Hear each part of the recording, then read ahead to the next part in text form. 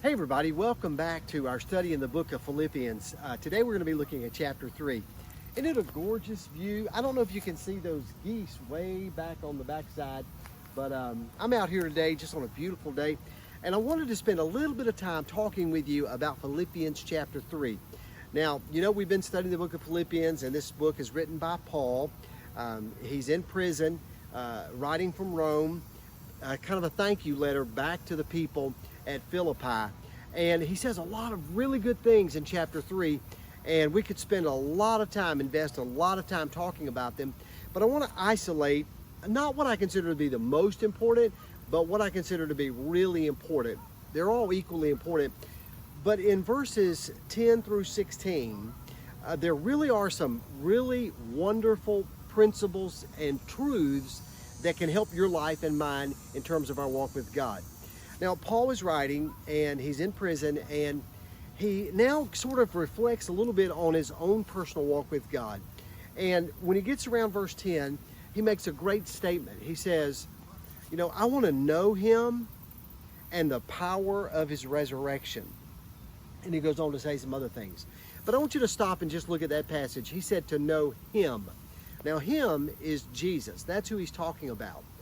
You know, when Paul became a Christian, a follower of Jesus, he was a Jewish person. And so really he's switching religions in a lot of ways. And so he didn't say, I want to know Christianity. He said, I want to know him.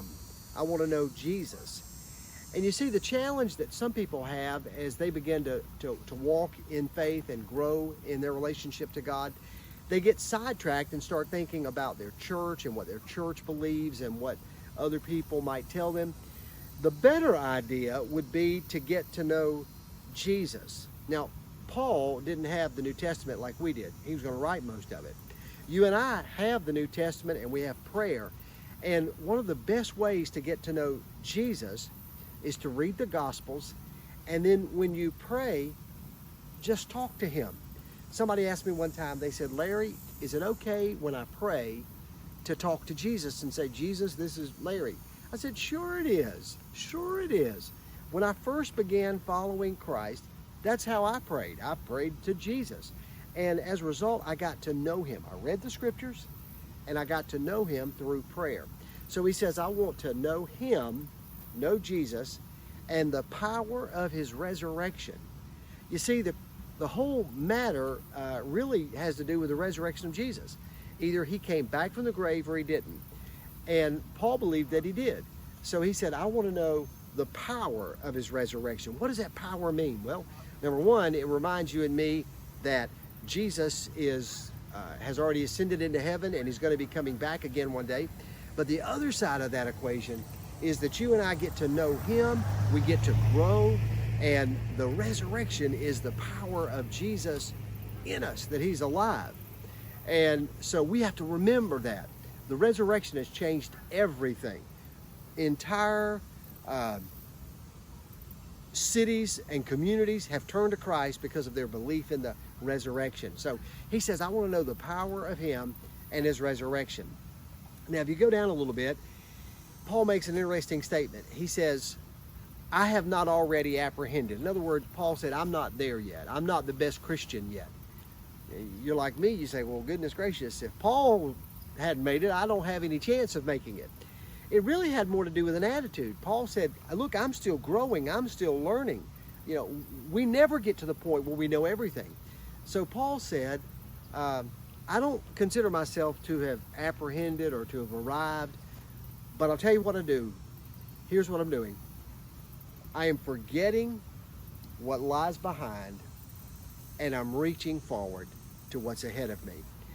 Now, it's an interesting thing. Paul said, I'm going to forget what's behind. Wouldn't it be great if we could erase our memories?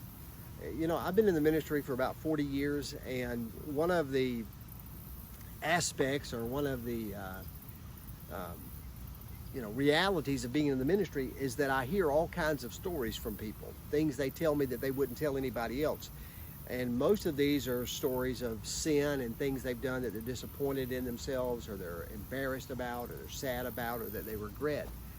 And it's really hard to grow in your relationship with God if you have all this guilt tied up. Paul tells us how to do it. He said, I'm forgetting what's behind. You say, well, Larry, that's easier said than done. That's right, it is. We sometimes make it harder than it needs to be. But Paul said, I'm going to forget what's behind. Now, for Paul, that meant two things. One, it meant forgetting some bad stuff. If you're a good student of the Bible, you might know this. If you're still growing and learning some things about Paul, here's what you need to know about him. He used to kill Christians. I mean, he did. He was so zealous for his Jewish faith that he saw Christianity kind of standing in the way of what God wanted, Yahweh. And so he tried to kill Christians and did kill Christians. That was tough on him, caused him problems as he went into new places. They didn't trust him. You can read about that in the Bible, but you've got to take my word for it today that that's true. So Paul said, I've got to forget some of that bad stuff. And some of you have some bad things in your lives that you need to forget. God's forgiven you. If you've confessed your sin, God's forgiven you. So leave it in the past. You've got to put that stuff behind you. So Paul said, I've got to forget what lies behind, the bad and the good. Because Paul had a lot of good things going on in his life. You see, Paul started a lot of churches. Paul wrote, or is in the process when he's writing Philippians, is in the process of writing 16 books of the New Testament. Paul really is the one who puts the New Testament church on the map. So people liked him. Some people didn't because of his past, but most people liked him. He was sort of a celebrity. It could go to his head. He could get proud and arrogant if he wasn't careful. So Paul said, look, I'm forgetting the bad and I'm forgetting the good. And I'm staying focused on the high calling of God in my life. Now, God has a calling for all of us, and the calling is different for each of us. But God has a calling in your life just like he has in my life and just like he had in Paul's life. And Paul models for us how to embrace that. Paul said, I'm reaching forward to the high calling of God in my life. Look, if you are still with us, you're still alive, you're still on the planet, God still has work for you to do. And he's got a high calling in your life. And if you don't know what that is, then just really spend some time in prayer and ask God to show you what that is. It's really as simple as saying, God, show me what your purpose for my life is. And you may be 25, 45, 65, 85, 15, it could be any age, but God's got a purpose, and so you ask him. So today what we looked at is that Paul said, hey, I want to know Jesus. I want to know him. Not about him, not the church. I want to know him. He found out you do that through prayer and conversation with God. And then he said, I'm forgetting the stuff behind. I'm moving forward. Got to keep going. It's sort of like take your rearview mirror off and throw it away. You don't want to do that driving, but that's a metaphor. And just say, I'm going to keep pressing. I'm going to keep learning. I'm going to keep growing until God's finished with you. And God will use you. Well, I hope today's been good. I think it's pretty short, but I'll see you next week, chapter 4. Invite somebody. Thanks.